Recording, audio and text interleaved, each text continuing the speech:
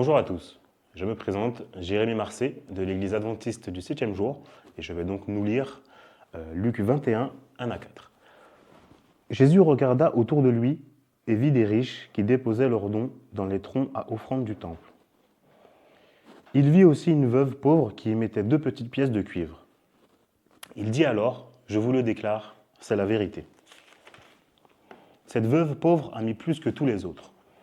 Car tous les autres ont donné comme offrande de l'argent dont ils n'avaient pas besoin, mais elle, dans sa pauvreté, a offert tout ce dont elle avait besoin pour vivre.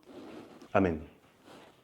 Alors, au sujet de ce texte, il faut savoir qu'en le lisant, j'ai dû chercher des choses à dire. Pourquoi ? Parce que ça paraît assez logique et ça a l'air de parler ça a l'air d'aller de soi en fait au final du coup. Donc l'idée c'était de trouver des éléments qui pourraient même nous servir du coup au-delà de la situation que cette veuve malheureusement a elle vécue.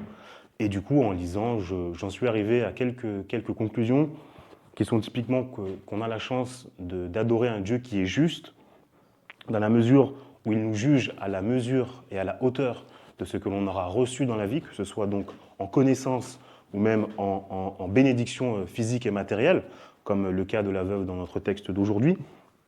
Mais effectivement, on a aussi un Dieu qui est omniscient, dans la mesure où il connaît notre situation, donc que ce soit une situation financière, matérielle, mentale peut-être pour certains, et donc qui est en mesure du coup de répondre à nos différents problèmes et de nous relever lorsqu'on en a besoin.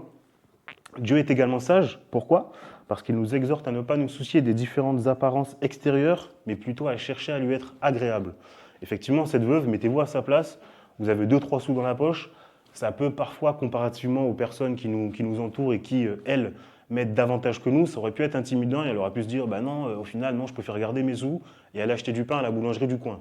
C'est pas le choix qu'elle a fait, pour le coup. Elle a préféré, au final, mettre le peu qu'elle avait, qui au final, comparativement à ce qu'avaient ces hommes riches, représentait encore davantage d'argent. Mais on a aussi un Dieu qui est aimant. Pourquoi est-ce qu'il est aimant ? Parce qu'il nous enseigne à ne pas nous comparer, encore une fois, toujours aux personnes qui nous entourent, mais plutôt à chercher à faire sa volonté, indépendamment toujours des apparences extérieures, surtout, d'ailleurs, à une époque où les réseaux sociaux règnent en maître, Facebook, Instagram, X, pour ne citer que.